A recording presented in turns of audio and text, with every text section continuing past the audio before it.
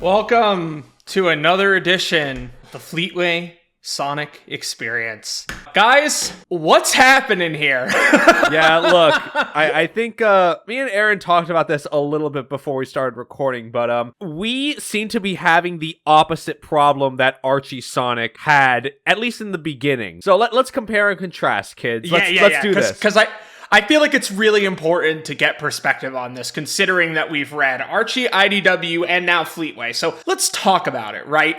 Alberto, I would like you to elaborate your points on this before I begin mine. Okay, my view is that in the beginning of Archie, right, was very simplistic, as was Fleetway, and to IDW to an extent as well. And now that we are, let's say, like, about 40 issues, more or less, into Fleetway, compare that to Archie, where, while started simple, as soon as he who shall not be named introduced himself, so to speak, we just got lore, whether we liked it or not. Some of it, most of it, no, actually all of it was not good. Because of that, it just kind of made us go a little crazy as we were reading it, just sort of like, can this fucking stop, please? But now we're reading Fleetway here.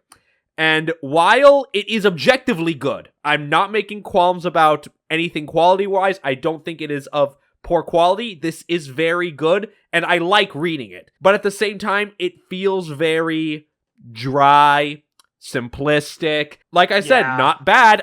This feels like, for the most part, 80% of it feels very in line with Sonic the Hedgehog series-wise, even for 90s standards. But at the same time, it's like, not much is going on to kind of distinguish it from the rest of the franchise at this point. What is distinguishing it feels very, like, way too far out there and can't really fit in the realm. Like, I'm mostly talking about, like, the Tails stuff at this point, which is interesting. I want to know if more is going to be happening with it, and seems like it might be, maybe, but we're only going to be scratching the surface with it this episode, too.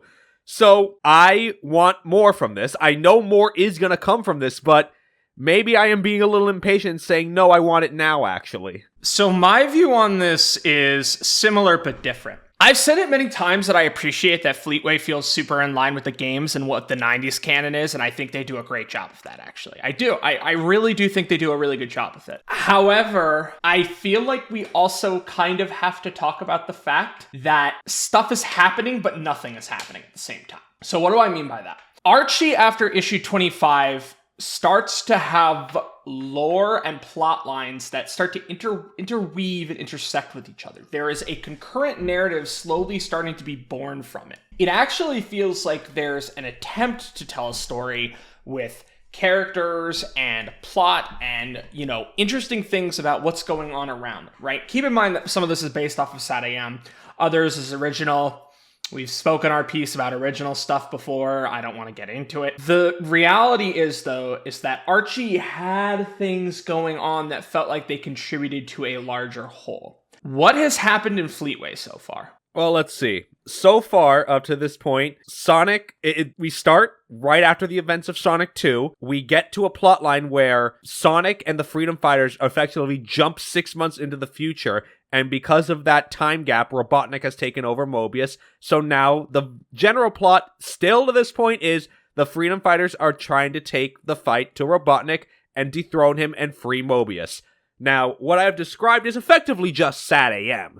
Don't get me wrong, but still pretty in line with the games. On the other hand, we have Tails and his little adventures of getting a bit too thick into it and is not really able to pull the confidence out for himself needed to solve the situation, but still kind of lucking his way into success. There's that, and also there's some little teeny tiny tidbits with Knuckles as well about this whole maybe the Echidnas are not dead, but they're gone and they live in space or something like that. Maybe it's literal, maybe it's metaphorical. It's not clear right now. So we have 3 plot lines that technically are going on. A standard Freedom Fighter plot line, maybe not a Tails Chosen One prophecy, and this Echidna stuff. So the fact remains is, one is not super, I shouldn't say it like that. One is very basic, another seems very wishy-washy, and another fills me with dread, but not really. So I don't... I mean, I'll comment on this, right? And I'll say it a little bit, because I feel a little bit harsher about this stuff. The Sonic stuff is kind of what you would expect from like a bi-weekly comic if the intent is not to create a plot line. You would just want stories of Sonic fighting back against Robotnik with a couple like interwoven small narratives here and there, which is kind of what the Sonic plotline has been for the most part, right? The last major event is, oh, they lost their base and now they're on the run in a little caravan, which is like, okay, sure, whatever. Like, I don't really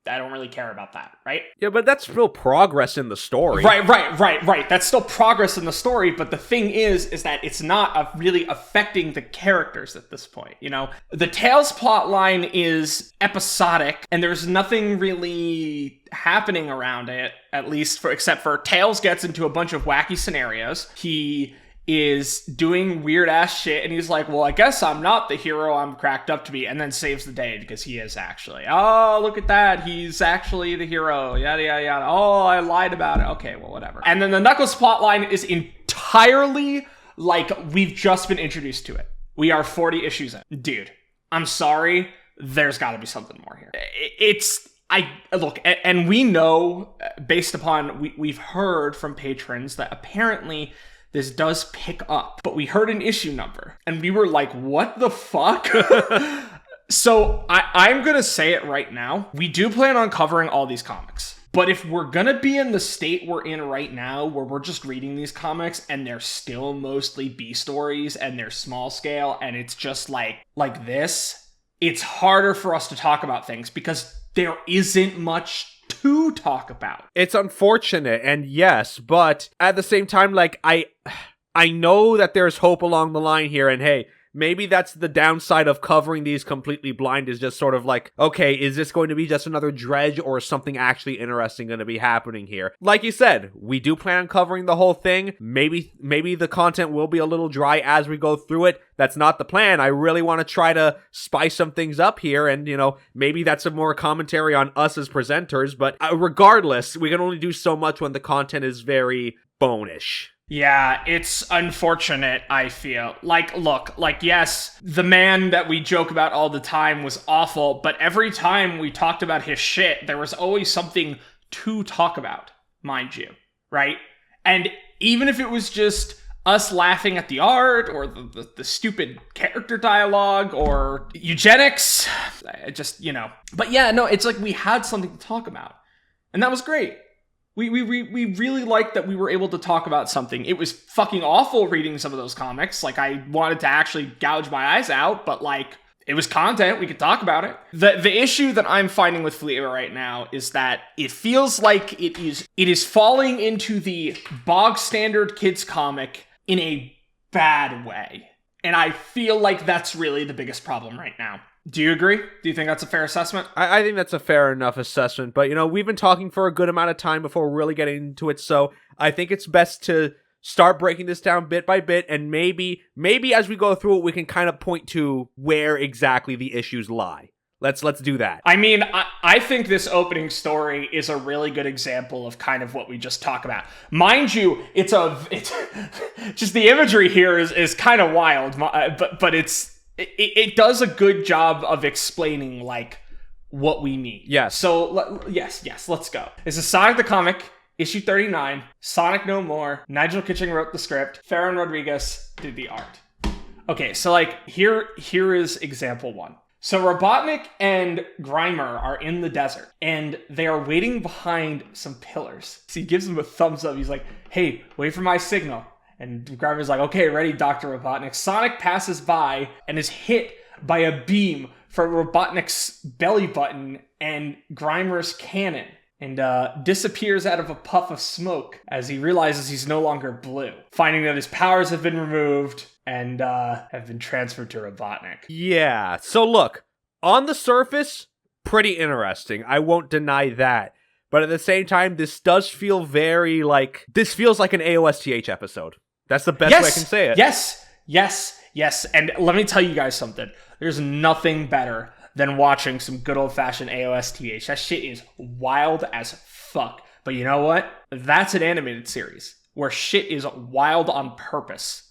This is a comic that's trying to be semi-serious most of the time and have a semi-serious sort of air about it. This doesn't feel, no. It's tonally at odds.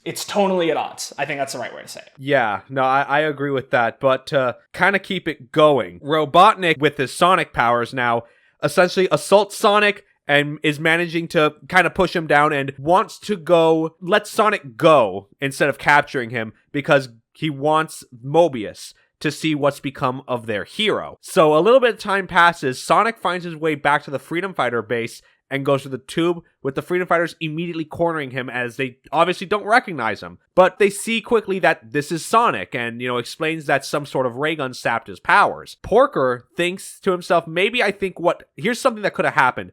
Before he passed away, Professor Neinstein was rumored to have invented an energy-absorbing transmitting device, and Robotnik got a hold of it. See what I mean when I say this is an AOSTH episode? That sounds like an AOSTH character. Even better, and this is a legitimately good joke. I'll give them this. In a small text box aside, they say, Neinstein was a famous Mobian physicist. Not that it makes much difference. We're never going to mention him again. It's like, okay, that's funny, but at the same time, it's like... But, credit where credit is due, as far as self-awareness goes, not even Archie, even under Ian, would be self-aware to that level, Well, self-awareness, that's a different discussion, I think. Sure, fair. Yeah. Okay, let's keep it going. So, it's up to Sonic to get his powers back, and he's gotta do it alone. Meanwhile, Robotnik is running with Grimer to get to Emerald Hill to cause some problems. As they come across Sonic, he's aware about Neinstein's device, and you look terrible in blue, by the way. So Robotnik sees some badniks nearby, doesn't want to deal with Sonic, and sticks the badniks on him. But because Robotnik has Sonic super speed, they read Robotnik as Sonic and attack him. Obviously, the badniks refuse the order. We only listen to the Great Robotnik as he insists he is the Great Robotnik. So, Robotnik orders Grimer to do something about the situation, which... Gotta say about the art here, Robotnik looks like he's about to hit the nastiest gritty ever conceived.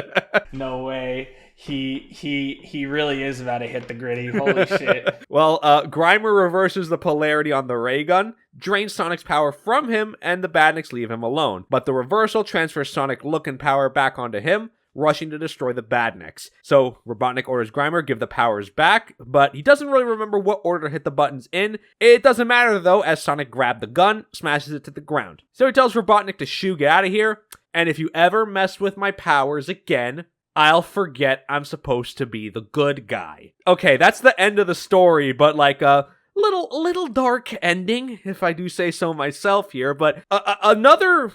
I don't want to say peril, but another limitation of Fleetway is that these stories are only like 7 pages long, which at first we accepted because we understood that like simple basic stuff is going on, and I don't think they're going to get more of a page count. At best, we're just going to get more Sonic related stories, or at least like side character related stories to expand the world. But yeah, no, I feel like this could have done with like a 12-page count to kind of expand it more and give the idea a little bit more time to breathe. And that is again, it is another really big issue with Fleetway. It's the fact that sometimes the stories feel like they have potential to be longer and more in depth, and then because of the page count, they just get sort of cut, and it's unfortunate. I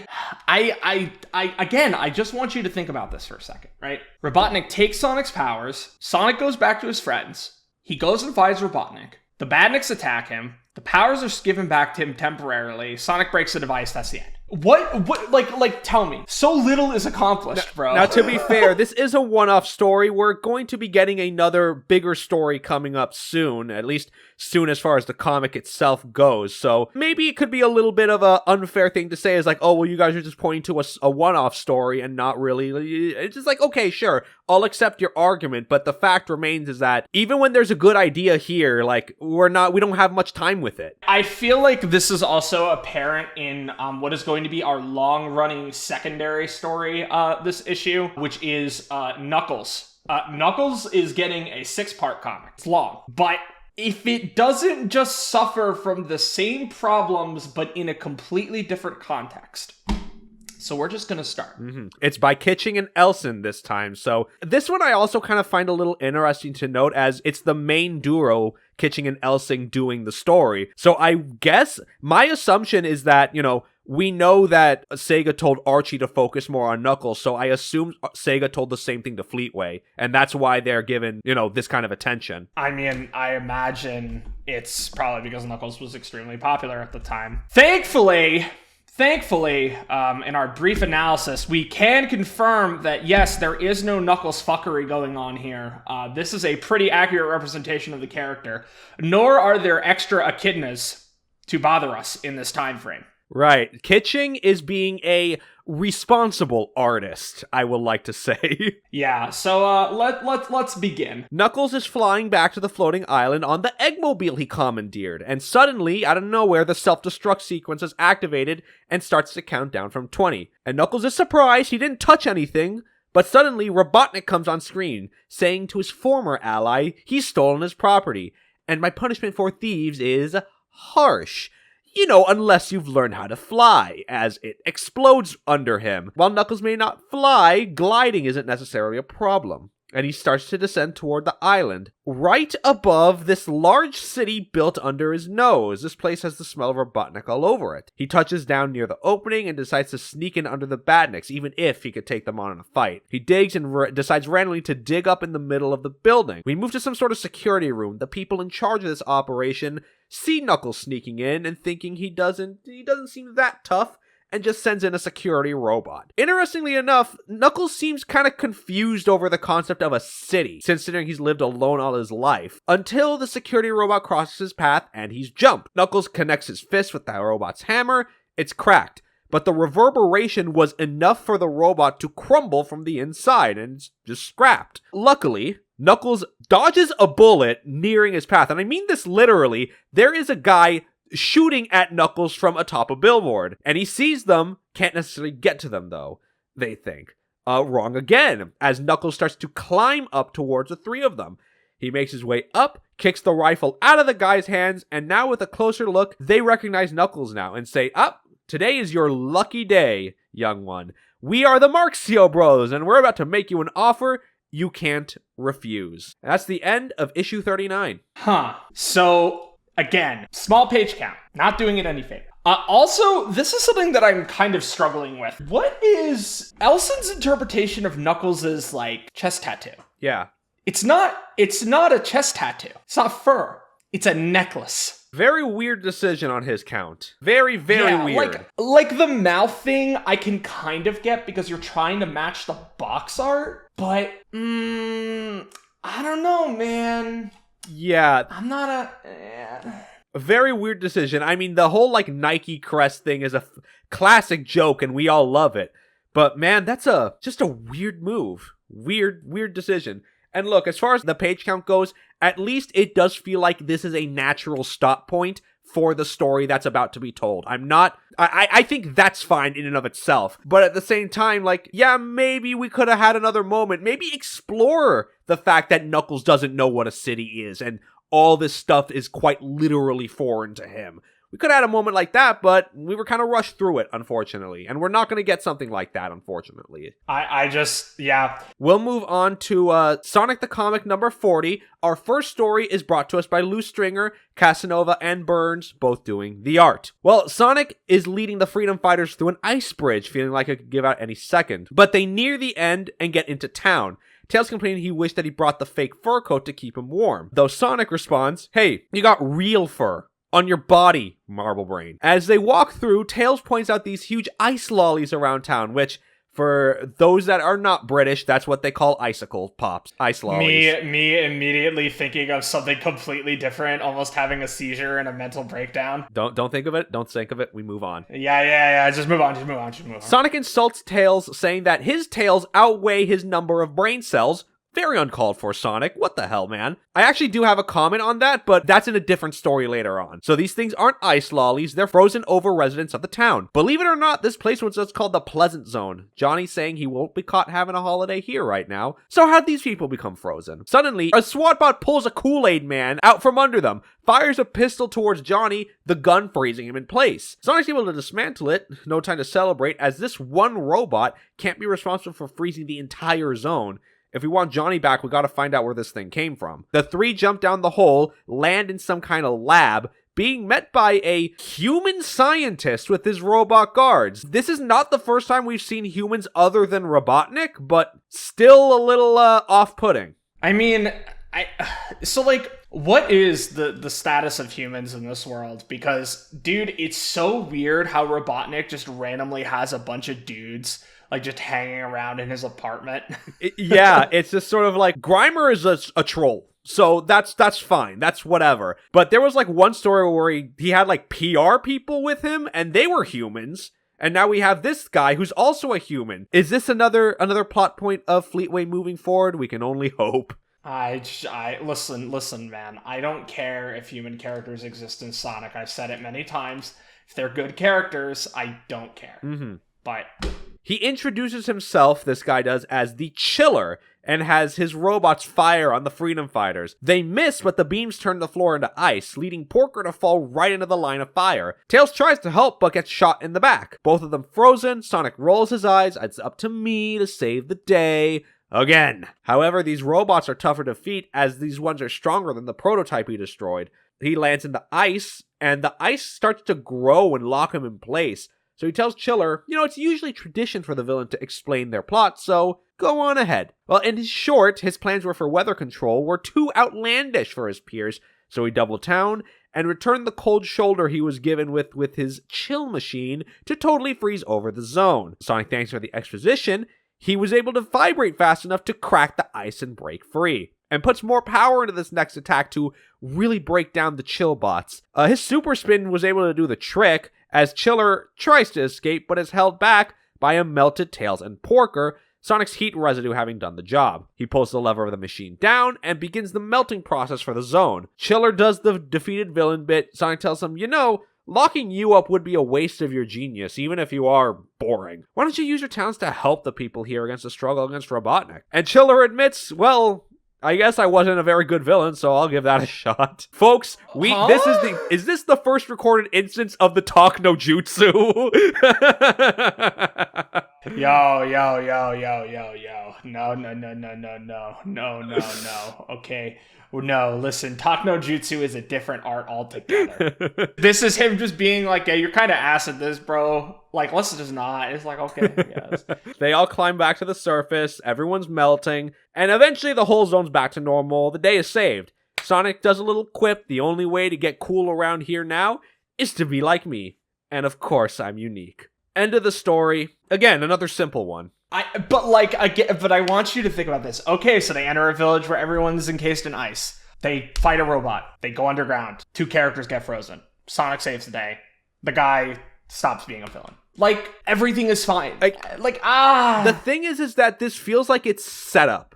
It's set up in case they want to return to it, right? I know, and that's the problem. Because these comics are 7 pages. So, I don't know. Well, let's see what Knuckles is up to, again with Kitching and Elson. Knuckles is met by the Marxio brothers, with Groucho here telling Knuckles, my boy, we're gonna make you rich. Knuckles obviously doesn't trust them, mostly due to the fact that they were shooting at him a second ago, which we didn't really talk about. Groucho was shooting Knuckles with a realistic rifle. I just want to stress that to you guys. Groucho here says, oh, that was an honest mistake. We thought you were some kind of criminal. And Knuckles is like, what do you mean? I'm the master of the floating island. I go where I please.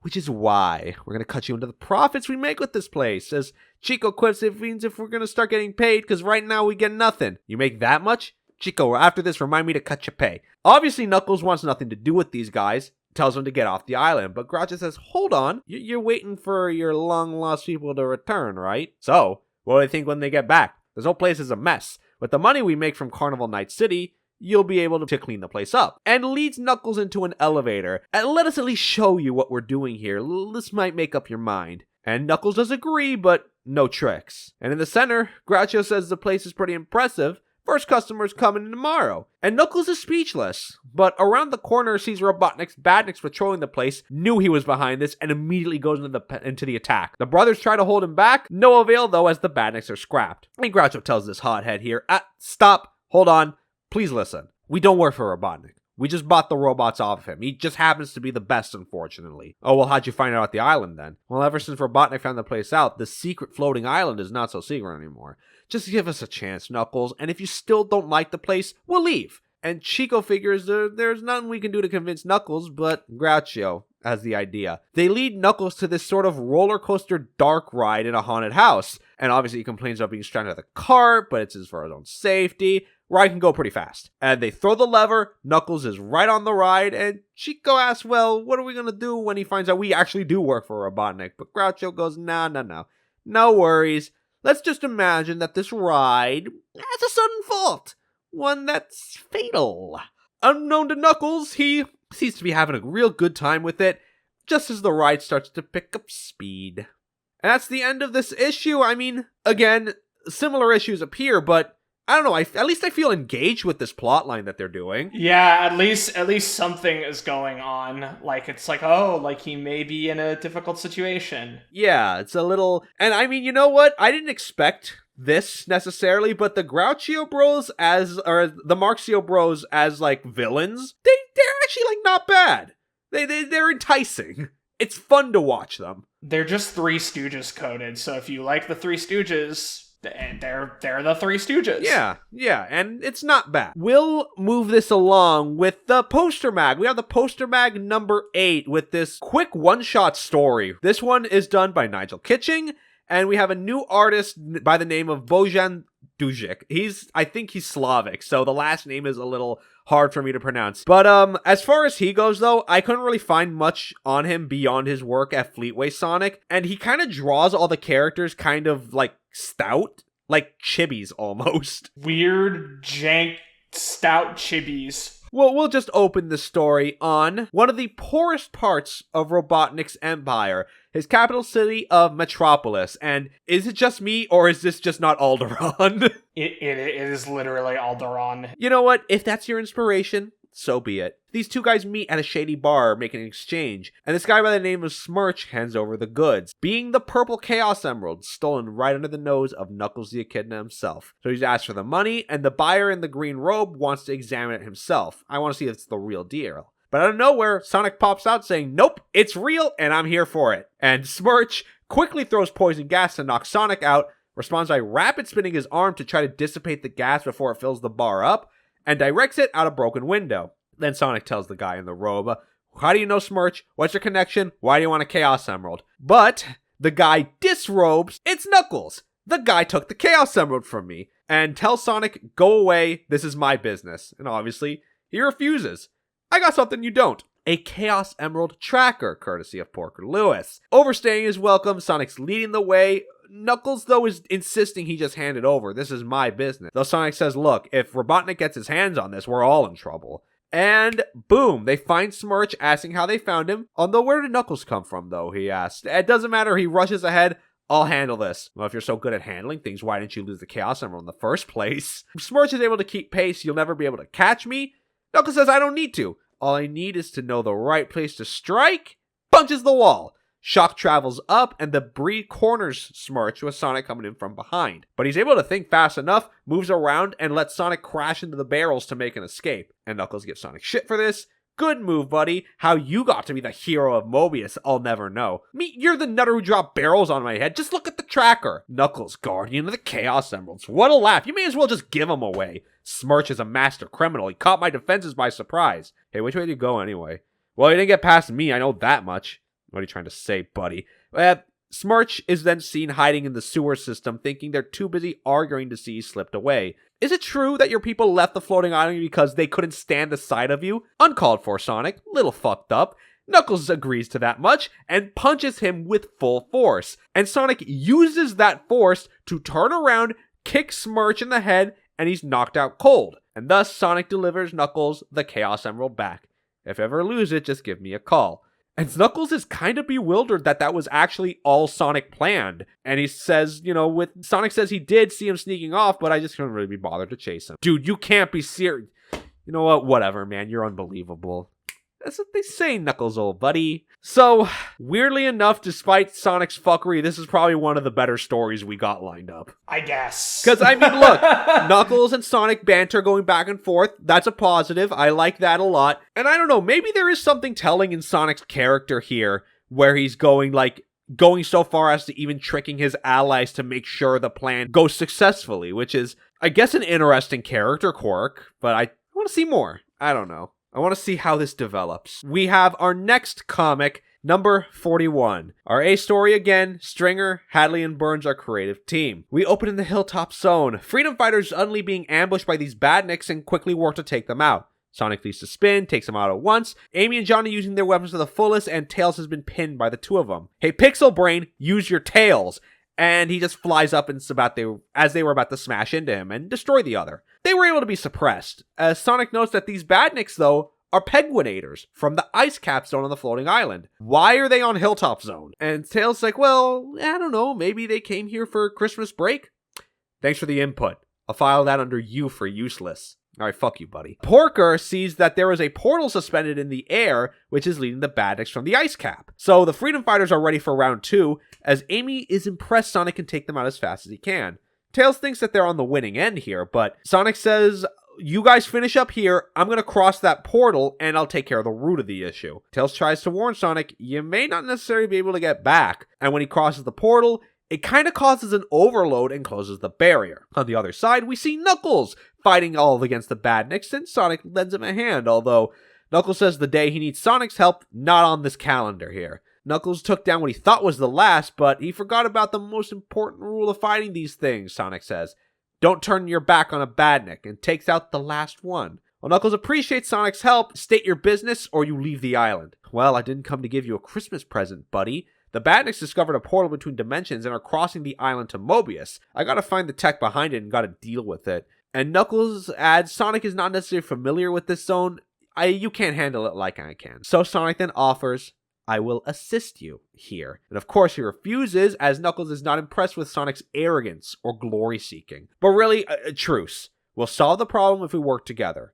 And Knuckles agrees to that much, but don't expect me to be friendly. Likewise, consider this a gesture of goodwill for Christmas. You're on. And of course, elsewhere, Robotnik spying on this conversation, the two won't survive till Christmas. So that's the end of the first part of this story. Again, decent start, interesting, although we didn't really see it here, but in the next story, there's this kind of implication. I'm maybe it's just me making an assumption here, but I kind of get the feeling that Lou Stringer thinks that Angel Island is like an alternate dimension and not part of Mobius, which is interesting. I mean, it's early Sonic, so like I can kind of excuse it, but I feel like they make it pretty clear in all known material that like Angel Island is on Mobius, so why are we as an alternate dimension?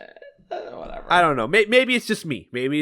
I don't know. Back to the Knuckles story with Kitching and Nelson, our creative team. He's locked. Knuckles is on the roller coaster dark ride, and while he is having a good time, the harness is locked down so tight he can barely breathe. And the car returns to the house. Chico says now it's time for the big surprise, with Groucho saying if you can do this right, that'll be enough of a surprise. But the knight swings its axe down on the car and lodges near Knuckles' head, thinking that if it got any closer, it would have actually killed him. Unfortunate miss, but Groucho says activate the next trap then. And Knuckles feels the ground shake, so this must be the next attraction. This being some mud creatures coming up to attack, which Knuckles just thinks these are really good special effects. And Knuckles, feeling that, Shabby should just lean back and let this go out, but wants a little bit of action. Gets up, punches his way through the mud creatures. Yeah, like I said, he should sit back, but this is way more fun. The next room's got some crumbling rocks trying to crunch him, but he's able to just shield himself with his fist. Easy enough. The brothers see nothing is working, and now it's time for the last resort. They switch the car to a part of the ride still in development, the speed hoping to make Knuckles queasy, hills and loops abound, and they reach the unfinished end of the track, Knuckles thinking fast to take the axe and hold himself to the track and smashes the car back onto the rails. It's destroyed and he's freed. With that though, he's gotta find the Marxio bro. Returns to their office, very kindly knocking on their door. Grouch is saying, well, Knuckles, my man, you may have noticed some issues with the ride. There's nothing we can't sort out here, but Knuckles says, take it easy. Your ride was great. Loved it. You guys can stay on the island. Relieved, he tells Knuckles, you're a smart kid. I can see we made a shrewd move when we made you a partner in the Carnival Night Zone. End of the story. I will say, gullible Knuckles, so far in line with what we can expect with Sonic right now. Character-wise, Knuckles is meeting all the right marks. Yeah, at the very least, they're kind of leading into the fact that, he's a little gullible, like maybe he's a little out of touch. So I'll give them credit where credit's due. Yeah. I mean, the comment about him saying that, oh man, that could have really killed me, but maybe we can have a discussion about that little minute thing. But overall, everything is in line. So far, so good. And now, folks, we actually do have one more story in this issue. And folks, it is with a heavy heart. My heart is literally breaking right now to tell you this, because I have to give the quantum rare British W, because I think this particular issue is the first recorded instance of an Amy focus in Sonic the Hedgehog franchise-wide. Why did the misogynists get to do it first? Like I said, the quantum rare British W has been delivered. Like I said, an Amy-focused story. Let's dig into it. The Freedom Fighters are visiting Green Hill and seem to have been alerted to some trouble. Sonic's in a rush to solve the problem, but Amy calls out saying that he forgot something. And that something is her. And also, I want to make a note that Amy's design and her outfits in particular have been slowly changing over the course of the comic. Right now, you see Amy, she has her quills actually kind of up and over, kind of like a beehive updo kind of thing. It's not a bad look for her. No, it's not. I mean, I guess this is when this looks like they're younger than, but it's also like artist interpretation, so it's tough to like tell if they're younger or not. I don't know. Amy having different outfits goes hard. I like that about her in this iteration. She should have different outfits. It's cool. Sonic says, you never give up, do you? Well, not where you're concerned, Sonic. We've been on a lot of dates already, remember? Yeah, no, those weren't dates. It's more like you got kidnapped and I had to come save you. But she says, what do you mean? I don't need to be saved every time, remember Marble Garden? But Sonic's just like, no, you got lucky that time. But she insists to go along for the mission. I can handle it. Sonic's like, nope, just face it, Amy. You can't cope with life in the fast lane. Insanely funny line. What does he mean by this? like unironically, what does he mean by this?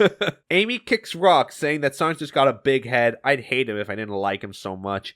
And she swears one day she'll show him he's as good as they are. Until suddenly she gets some shade by some buzz bombers flying overhead. And she's able to dodge some attacks as they were just in path to attack the nearby village. She realizes that the danger in another zone was actually faked to throw Sonic off this attack.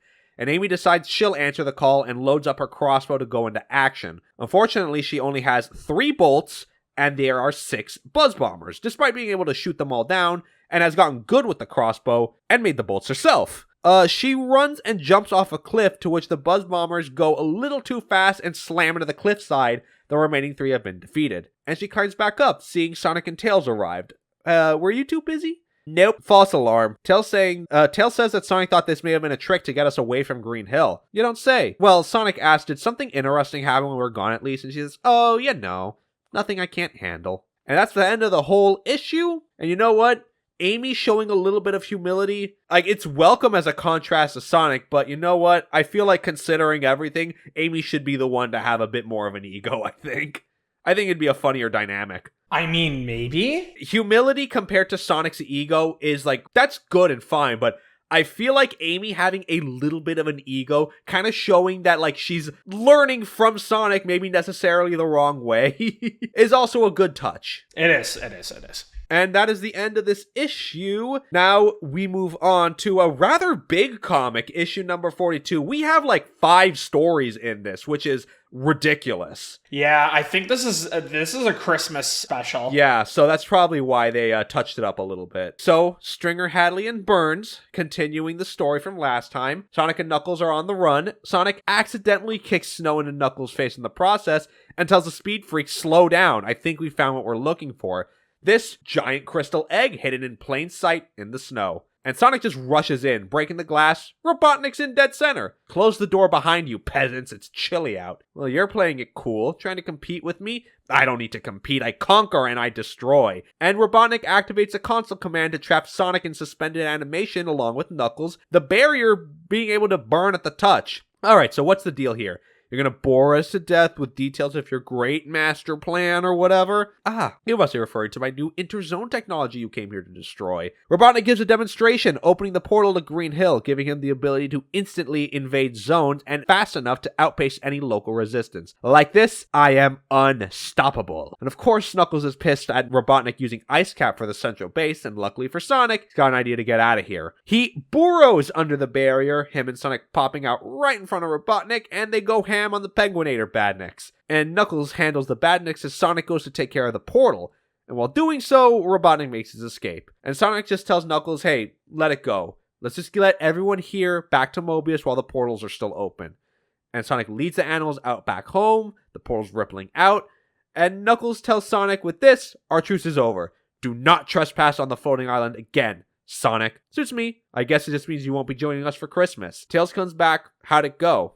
As cool as a mission the Ice Cap could be. And then I guess some residue from the Ice Cap was left behind and snows a little bit. Tails thinking that this is some kind of Robotnik ploy, but Sonic's like, no. It's Christmas. And the story ends with wishing everyone a Merry Christmas, except for the egg-shaped bad guys. That is. End of the story. I mean, in total, this is pretty solid overall. Doesn't really add much, unfortunately. Yeah, it feels like it's just kind of like a common, like, oh, we're gonna segue this into El Christmas story. Yeah. But I mean, it's fine. Yeah, very fine. And now we move on to story 2, which is our C story, Kitching and Flint, our creative team. This is more of like a recap of Tails' stories, if anything. So we open in the caravan. Sonic is telling the Freedom Fighters a story. He smashed some badniks, a little full of himself, but Tails is behind the group and sees dejected, and Sonic turns around saying, hey man, what's up, little buddy? And Tails says, Sonic, you probably didn't even notice I wasn't with you on that particular adventure. And Sonic's like, oh yeah, you weren't. You pulled one of your famous vanishing acts. Tails like, no man, I was just like afraid, and it just wasn't the right kind of day. What do you mean? What kind of day was it? Never mind, I need some fresh air. That was mean, Sonic. And he walks off. Sonic tells Johnny, come on, man. Pixel Brain here knows I'm just pulling his leg, right? Where was I? Oh, right, the Rhinobot. Okay, so I also do want to know here, this is kind of what I was talking about, how I guess in Sonic's mind, him being a dick really is just him joking around, which is a little fucked. A tad bit fucked.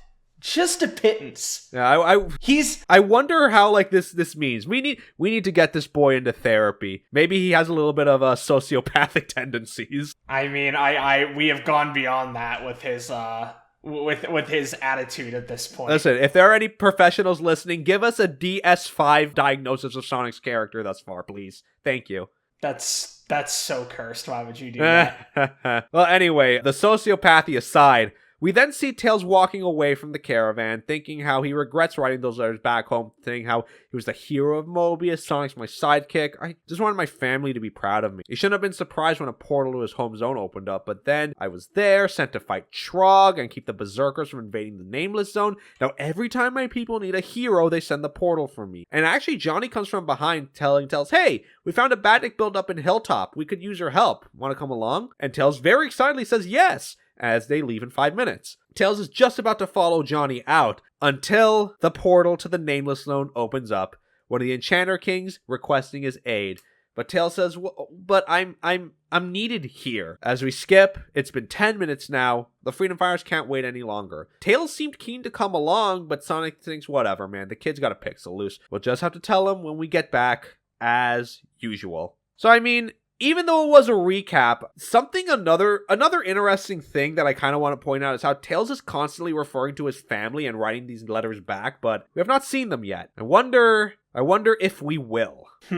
I wonder as well, because he's just not in any of these comics for the rest of today, right? I think so. So maybe next time we see a little bit more. But regardless, our D story following Knuckles catching an Elsing. Knuckles, having let the Marxio brothers staying on the floating island, now he's been given a proper office in the Carnival Night and is now their new marketing consultant. Groucho tells Knuckles, sit back, we'll open in a few hours, and our money will start rolling in. Knuckles asks, well, why do I need an office? I only agreed to this so I could get cash to renovate the island. And Chico is distracted with asking Harpio, let's watch some TV.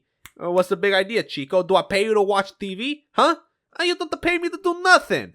I know. It's a shame because you do it so well. So the boys leave. They start patrolling the zone. Groucho goading how they were well able to trick this guy until, one of the badniks call out for them, alerting them that Knuckles is about to leave the zone. So they start chasing after him in what seems to be a modified Eggmobile. Groucho calls out to him saying, hey, come on, we give you a swell office all to yourself, and you repay us by trying to leave. What poor manners. And Knuckles said, look, while I allowed you to stay on the island, I didn't allow Robotnik. And he still has the launch base here, though not for much longer. Chico, though, says, if Robotnik gets kicked out, how are we going to get paid for running Carnival Night?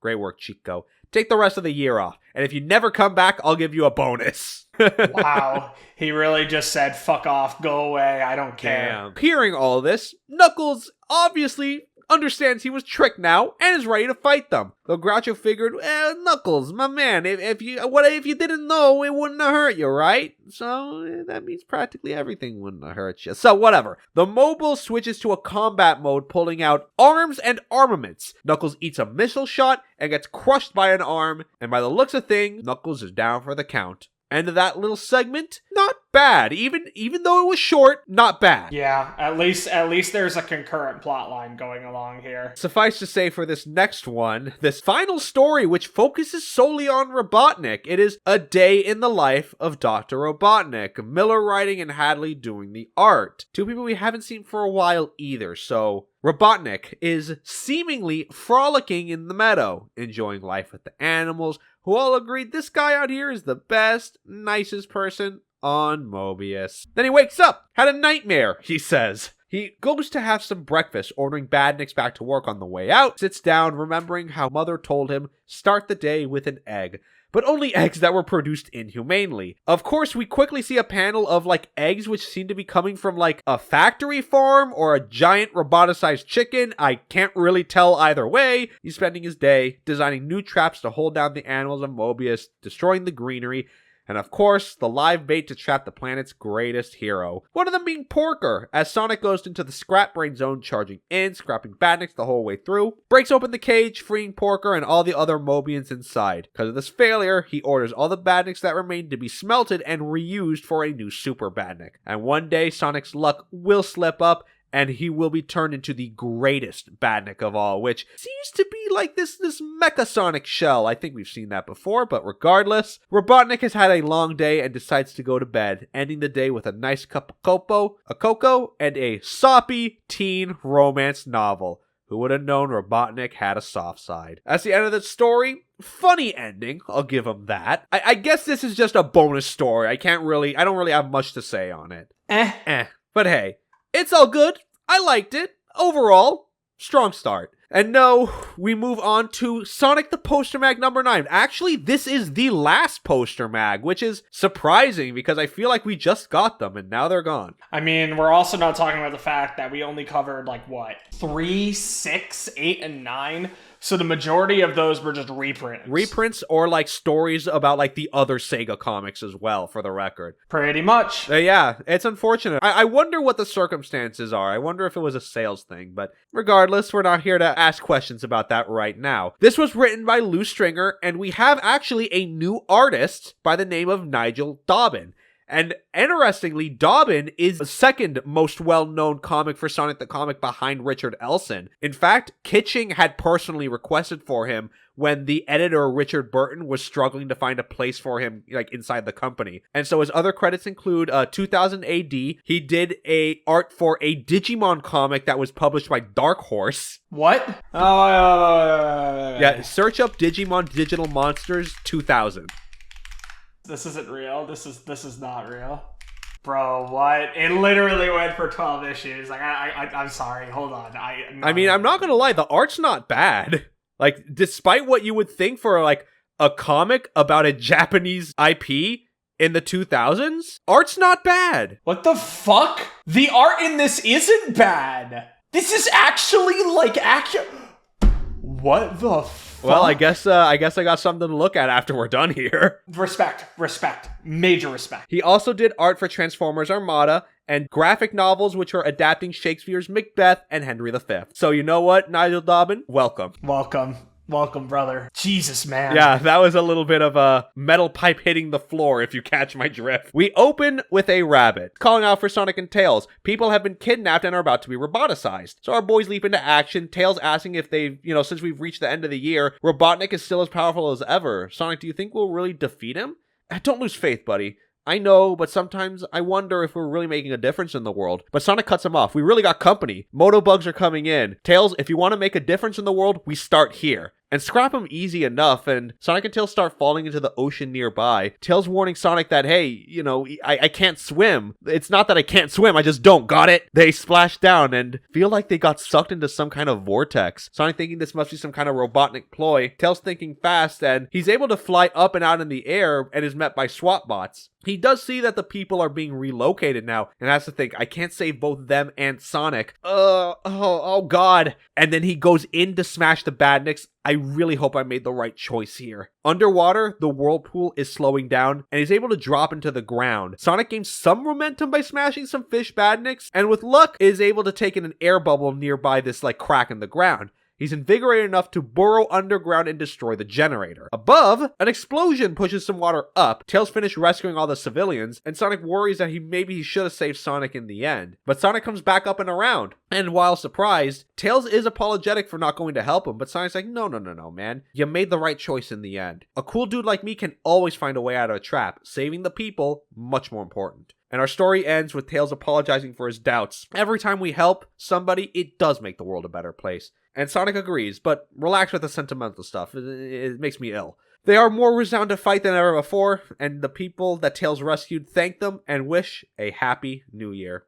End of the poster mag. Very fantastic story, actually. Let's recount it. Tails has some self-doubt. Sonic's actually being nice to him for once. And then Sonic praises him, saying, no, you did make the right choice by saving the people. You did good, buddy. You know what? Actually pretty good. Fair. But shout out to Meth Tails. Yeah.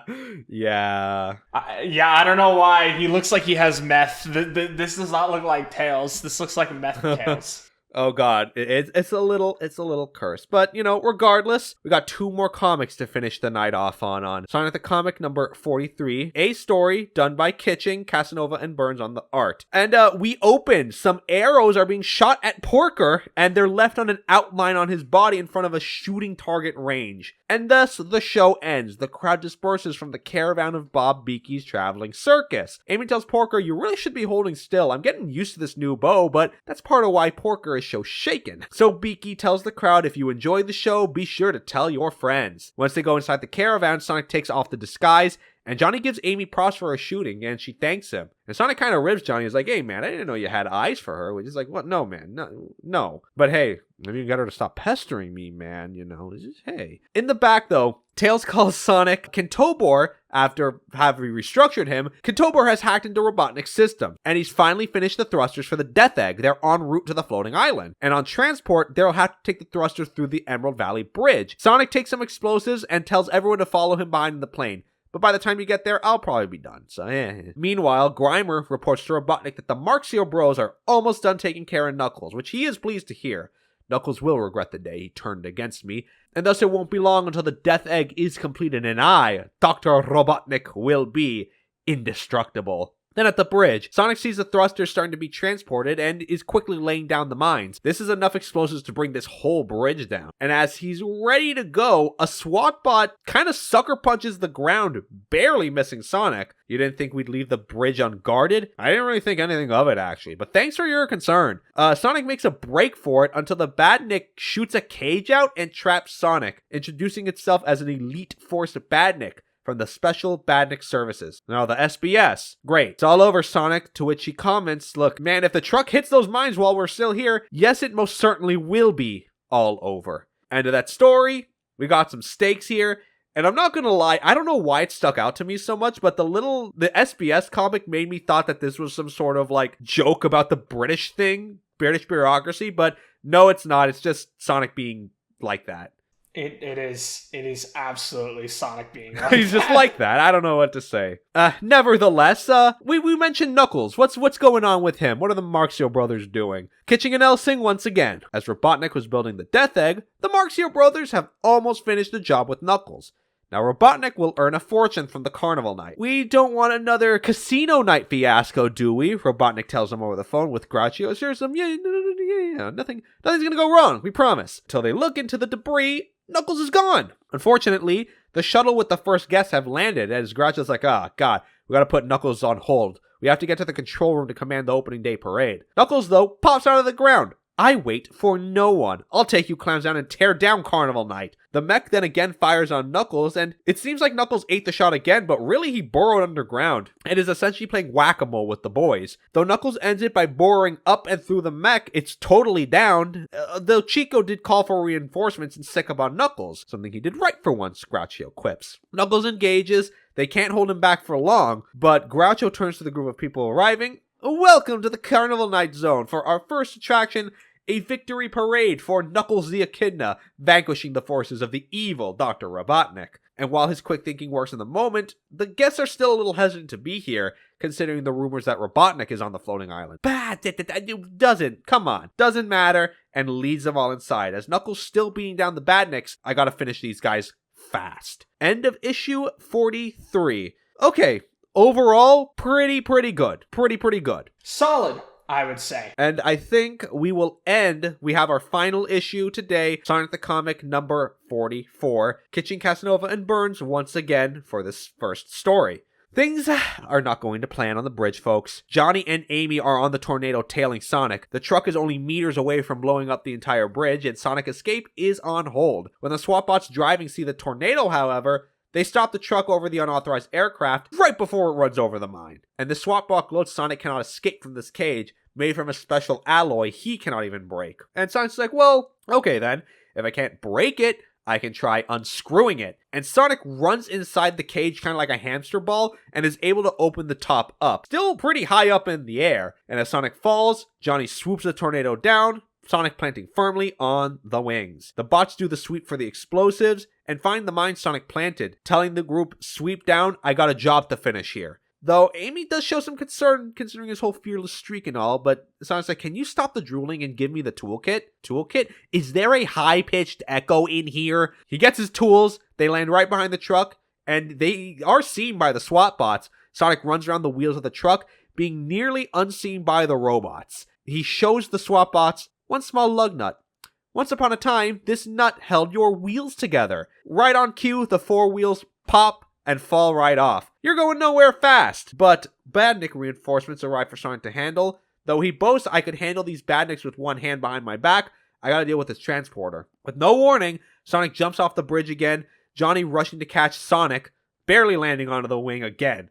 Dude, can't you signal before you jump? That wouldn't be anywhere near as cool though. And tells Amy, look in the back for your bow. She grabs, pulls, and fires an arrow dead center on the mines being collected. Large explosion on the bridge takes it all out clean. And Sonic does admit, painful as it is to say, Amy, you are good with that bow. I'll say something because we haven't really spoken about the art in a while. Elson's art throughout all these comics is fantastic, but this panel in particular goes insane. Oh, no. It's pretty crazy how good this is. Yeah, it's a very good shot, and shame Cupid's shots aren't as accurate, though, Sonic, Amy replies. As they make their escape, news makes it back to Robotnik that the thrusters were destroyed. Grimer, being the bearer of bad news, tries to make his way out of the room, but for Robotnik's rage is just collateral damage, and now is determined to work on a new thruster for his death egg.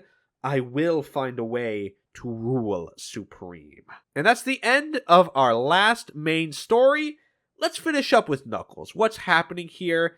Again, Kitching and Nelson. Knuckles is still not able to fend off all the badniks as Groucho leads everyone into Carnival Night. Knuckles is not willing to smash the place up while people are still inside. And Knuckles is encircled, but does a 360 sweet punch and is able to take them all out at once. Now ready to go to the brothers, Groucho warns them that there are 20 other badniks on standby the second he steps into the zone. Okay, well, who said anything about going into the zone? And he feels the ground for a fault line, gotta sense the exact place, and punches the ground and is severing the entire Carnival Night off the island. Okay, hold on. We have to talk about this. So, this was, okay, out of everything in today's issue, this is the thing that I want to do a little discussion on. Okay. Right? Now, we're not power scalers. But does non-Enerjack Knuckles... is he low diff by Fleetway Knuckles with this move? Here's the thing. I feel like Archie Knuckles could do this. But we never saw it. True enough, but... Look, man, he casually chops off a part of his own fucking island. And this is not like a small portion of the island either. This is a significant portion. Yeah, like we said, this is a whole island. city, for the record. So... imagine, folks, dare I dream a better world in which Cleveland, Ohio is sawed off the earth? Dare I dream? Because that's basically what happened here. Nah, we gotta do it to Florida after we leave. Of course. No, but this is hysterical because it's gotta be top 5 strongest things Knuckles has ever done. Yes, I am power scaling Sonic the Hedgehog comics. Yes, you will have to deal with it. No, I am not writing a post about how much of a fraud the Marxio They are frauds, though. Look at them. They are. I mean, they literally are frauds. Well, not to worry, folks. The people are still on the main island, and the Marxio brothers are on the side of the Carnival Night, and they freak out about how the whole place is going to fall off and they're all going to die. Weirdly enough, though, they're not falling. Knuckles says because there's still residual energy from the Chaos Emeralds that keeps the piece afloat. Until there isn't, and the piece starts to fall to the earth. Not to worry, folks. Knuckles starts, with any luck, the remaining Chaos energy will break their fall. Now everyone, get back to the transport and off my island. Meanwhile, below on the Emerald Hill Zone, there's a kid that's begging his mom to go to the Carnival Night Zone with his friends, but mom's just like, nah, sorry little Billy, just a little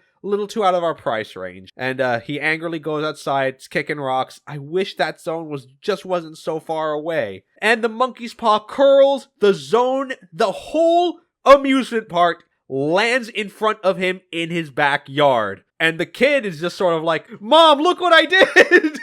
That's cute. That's fun. I like it. I like it too. It's just like, damn, bro. That's crazy, bro. Yeah, the bros get their bearings, and Chico wonders what's going to happen when Robotnik finds this all out. Well, Groucho begins. You can stay and find out. I'm going back to Super Marxio World. As for Robotnik, he's going to have plenty on his mind when Knuckles catches up to him.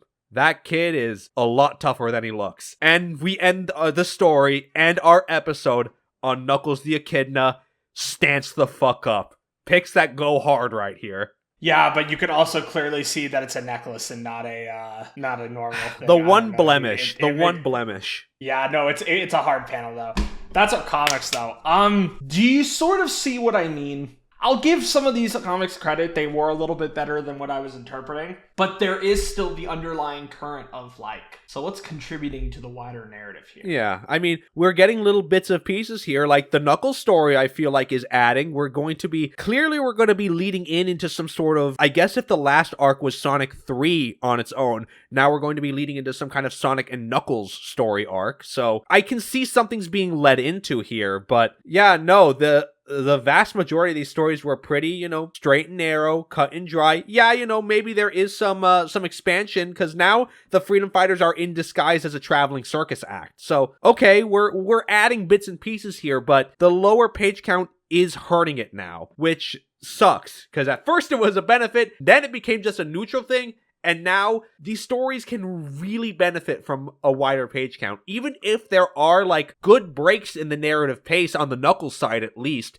I'm still not getting it. Still not there. It could be so much better here. I have more hope for our next set of comics, though. Hold on, let me see what I've got listed up here. It's going to be issues 45 to 52. And starting from issue 47, we're going to be getting an extra story count. So, will we get into the Sonic and Knuckles storyline? Are we going to get into this? Will we get Tails lore, folks? Those are our major questions. But hey, regardless, despite everything, guys, thanks for checking us out. Thanks for watching. If you enjoyed watching along with us, subscribe to the YouTube channel, like the video while you're still here, and check us out on Patreon. It's patreon.com/SonicSpeed. We have free tiers across all of our content tiers, so starting at $2 a month, you get the content early when it's ready. And on top of that, we do a bonus show where so far we've been reacting to the Sonic TV shows. We just finished Sonic Underground. Finished being a stretch, but, we're not watching any more of it. What's there is there, and it's for the best. You're not getting me to watch the rest of that shit. I'm sorry. Yeah. While I did announce that the next thing we watch is going to be OVA, I'm going to be making an addendum here. The next time that we do Another Side, Another Story, as we call it, we are actually going to be watching a special, set of episodes from AOSTH. One of our patrons, I believe it was T-Ranger, messaged me on Patreon, which I do respond to everyone on Patreon, so another reason if you want to reach out. He responded and said, hey, I know you want to do OVA next, but what do you think about doing the Chaos Emerald episodes, part of AOSTH? It's a 4-part arc. And I'm like, that's not a bad idea. Maybe there's some value there. And that's going to be the next thing that we do when we record that for the Patreon. For the $5 tier, it's that, all of that, and our pre-show, which tends to be pretty extensive. We have a lot of things to say. Last time we recorded, we actually gave our thoughts and eulogized a little bit about the passing of Akira Toriyama. May he rest in peace. Yeah, you can get all that and more on patreon.com/SonicSpeed. It's been a while since we've done it, so I'll say it. Discount code Alpha. Yeah. That's a throwback. Oh my god. Good times. Yeah, no, but come join us over on Patreon. We got a lot of fun stuff going on over there. $15 tier, all that, plus a video version of the podcast. And put in a lot of work, a lot of effort. At the end of the day, the show is part of a big community. And if you're a Sonic fan, you're enjoying our content, come check us out. Like I said, free 7-day trial across all of our tiers. Everything's down in the description below. Thanks so much for watching, guys. We'll see you next time for more fun and Tails lore. I'm manifesting it, guys. Tails lore. He wants the Tails lore so bad. He needs to know if Tails will become Enerjack.